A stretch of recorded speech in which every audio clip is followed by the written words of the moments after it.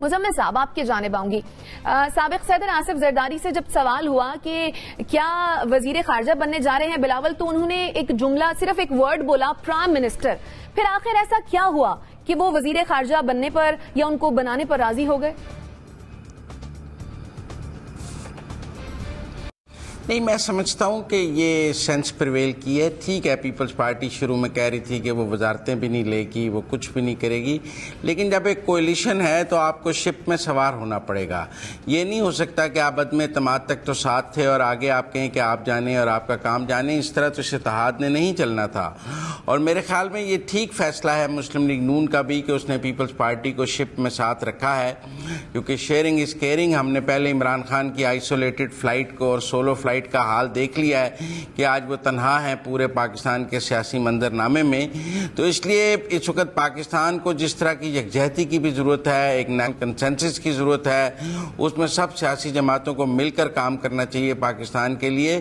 اور Peoples party کا بھی یہ دانشمندانہ فیصلہ ہے کہ انہوں نے شپ میں سوار ہونے کا مکمل طور پر فیصلہ کیا ہے، ہاف ہارٹڈ نہیں ہے.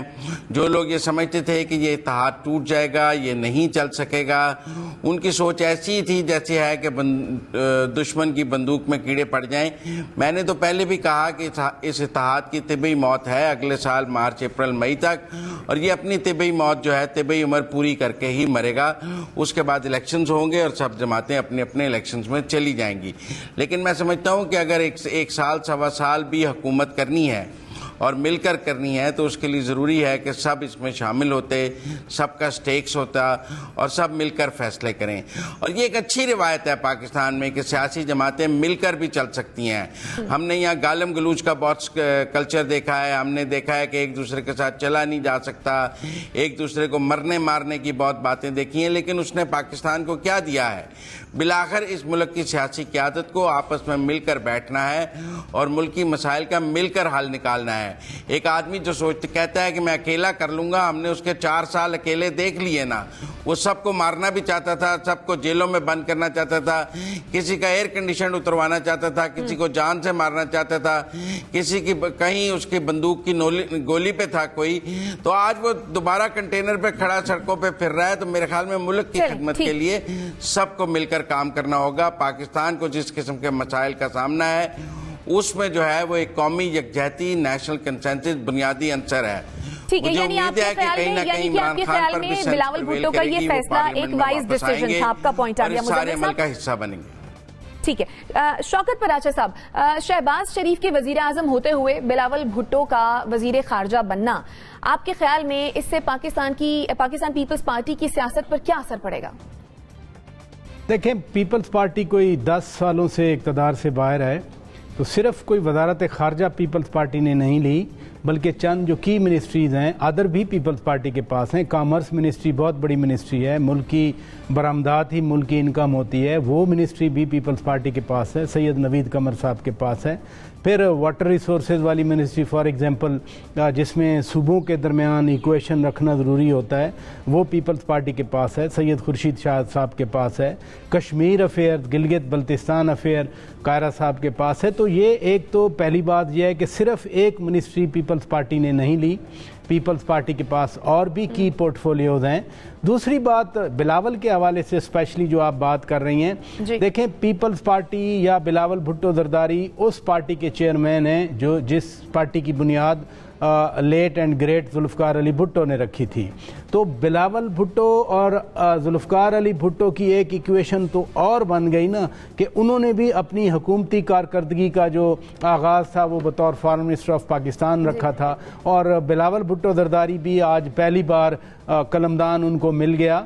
اور بلاول بھٹو زرداری کے لیے پرسنلی بھی یہ اچھا ہے، جو چھوٹے چھوٹے ایڈمنسٹریٹو ایشوز ہوتے ہیں وہ بلاول بھٹو زرداری کو بھی سمجھ آ جائیں گے. مثلا پیپر سے ہٹ کے کلرک کیسے چکر دیتا ہے، یا آپ کا ایک 17 گریڈ کا اے ڈی آپ کو کیسے چکر دیتا ہے.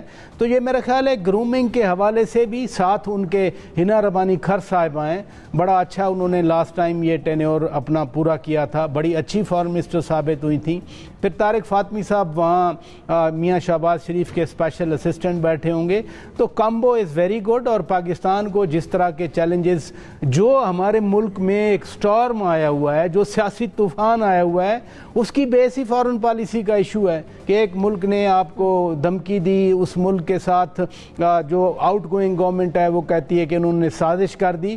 تو فارن پالیسی کے جو ایشوز ہیں ہمارے نیبرہڈ میں, بڑے تو ایشوز ہماری نیبرہڈ میں, ہمارے ایسٹ میں بھی ہمارے ویسٹ میں بھی, ایک ایسی پارٹی جو متعدد بار اقتدار میں رہی ہو, جہاں شہری رحمان جیسی ایک فارن افیئرز کو سمجھنے والی وہ بھی منسٹر بیٹھی ہوں, تو کلیکٹیو پیپلز پارٹی کی wisdom plus P M L N کی وزڈم, تو فارن پالیسی کے حوالے سے تو میں سمجھتا ہوں کہ بجائے اس کے کوئی ایسا شخص فارن پالیسی سنبھالتا جس کو انسٹرکشنز لینے کی ضرورت پڑتی, کسی اور کو دیکھنے کی ضرورت پڑتی. بلاول بھٹو زرداری اپنی پارٹی کے چیئرمین ہیں, ان کو یہ پورٹ فولیو ملا ہے, وہ انڈیپینڈنٹ فیصلے بھی لے سکتے ہیں, پرائم منسٹر کے ساتھ وہ ایکویشن میں بیٹھیں گے, یہ اپنی پارٹی کے چیئرمین ہیں, وہ اپنی پارٹی کے پریزیڈنٹ ہیں. تو میرا خیال ہے let's hope for the best کہ اس طرح سے کم از کم جو پاکستان کے خارجہ پالیسی محاذ پر جو چیلنجز ہیں ان کو سمجھنے میں اور پھر ہینڈل کرنے میں اچھا رہے گا. ہم تو یہی ہوپ کرتے ہیں. چلیں ٹھیک. بریگیڈیئر صاحب, بلاول بھٹو کی کابینہ میں شمولیت